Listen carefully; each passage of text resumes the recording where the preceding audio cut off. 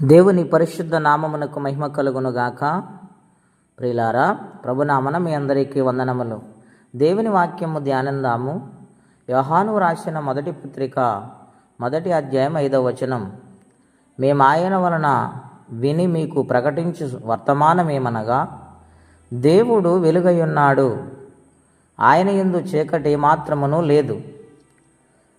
దేవుని బిడ్డలారా, ఈ ఉదయకాల సమయంలో పరిశుద్ధాత్మ దేవుడు మనతో మాట్లాడునుగాక. ఆయన వెలుగై ఉన్నారు, చీకటి ఏమాత్రము లేదు ఆయన దగ్గర. వెలుగై ఉన్న దేవుడి లోకముని వెలిగించారు. ప్రతి మానవుని వెలిగించుటకు ఆయన భూలోకానికి వచ్చారు. మానవులున్న చీకటిని పారద్రోలటానికి, అజ్ఞానాన్ని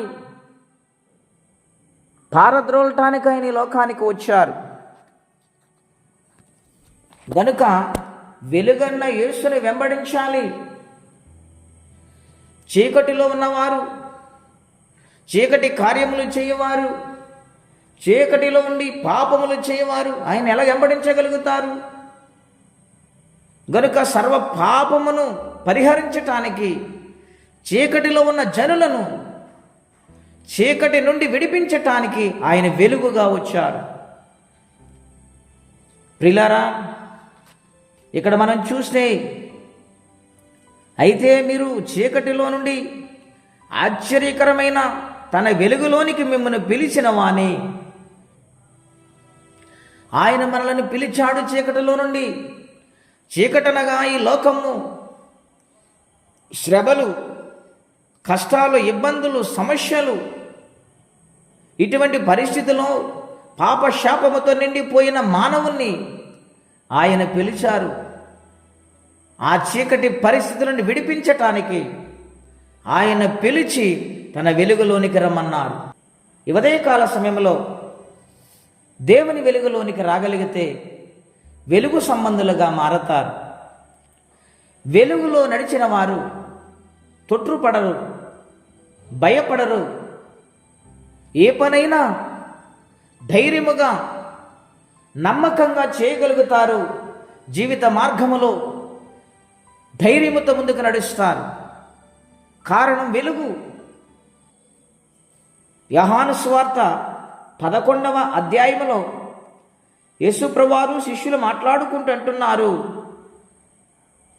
నేను యోదయకు వెళుతున్నాను, మీరందరూ రండని ఆయన చెప్పినప్పుడు శిష్యులు అంటున్నారు, ఇప్పుడే కదా నాయనా, వారు మనల్ని ఇబ్బంది పెట్టారు కదా, రాళ్లతో కొట్టాలని చూశారు కదా అన్నప్పుడు యేసుప్రభువారు అంటూ ఉన్నారు, పగలు 12 గంటలున్నవి కదా, ఒకడు పగటి వేళ నడిచిన ఎడల ఈ లోకపు వెలుగును చూచును గనుక తొట్రుపడడు. అయితే రాత్రి వేళ ఒకడు నడిచిన ఎడల వారి యందు వెలుగు లేదు గనుక వాడి తొట్రుపడునని చెప్పాను.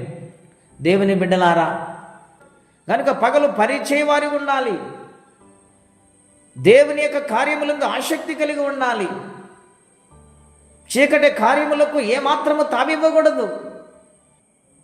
వెలుగులో నడిచినప్పుడు జీవము కలుగుతుంది. వెలుగులో నడిచినప్పుడు నిత్య జీవానికి దేవుడు మార్గాన్ని చూపుతారు.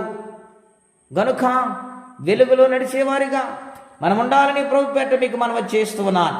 యోహాను సువార్త 1వ అధ్యాయము 4వ వచనం మనం చూస్తే, ఆయనలో జీవముండెను, ఆ జీవం మనుషులకు వెలుగయుండెను, ఆ వెలుగు చీకటిలో ప్రకాశించుచున్నది కానీ చీకటి దాన్ని గ్రహింపకుండెను. ప్రియులారా, దేవుని యొక్క వెలుగును గ్రహించగలుగుతున్నారా? ఏమిటి జీవితము? ఇంకా నేను ఇలాగ ఉండిపోవాలా? నా పరిస్థితి ఇంతేనా అని కృంగిపోతూ ఉన్నారా? బాధపడుతూ ఉన్నారా? ఈ రోజు నా జీవము గల దేవుడు నేను వెలుగును ప్రసాదించి నీ కార్యమును నేను జరిగిస్తాను, నా మార్గంలో నడువు అని వాగ్దానం చేస్తున్నారు. గనుక ఆయన మార్గంలో నడిచిన వారు చీకటిని విడిచిపెట్టి వెలుగులో సాగిపోతారు. అనేక గొప్ప గొప్ప కార్యాలు చూస్తారు. దేవుని విశ్వాసం ఉంచి ఆయన రాజ్యానికి వారసులుగా మారుతారు. కాబట్టి వెలుగు సంబంధులుగా మారుదాము, దేవుని కొరకు బ్రతుకుదాము. అట్టి కృపా తీర్మానం పరిశుద్ధాత్మ దేవుడు మనందరికీ దయచేయును గాక. ప్రార్థనండి. అత్యంత కృప కలిగిన దేవ, మహోన్నతమైన మీ నామం కొరకే వందనాలు. ఈ ఉదయకాల సమయంలో మాతో మాట్లాడుతూ మీరు వచ్చారు. వెలుగు సంబంధుల వలె మమ్మల్ని మార్చినందుకు వందనాలు. చీకటిలో నుండి ఆశ్చర్యకర వెలుగులోనికి మమ్మల్ని తీసుకుని వచ్చారు.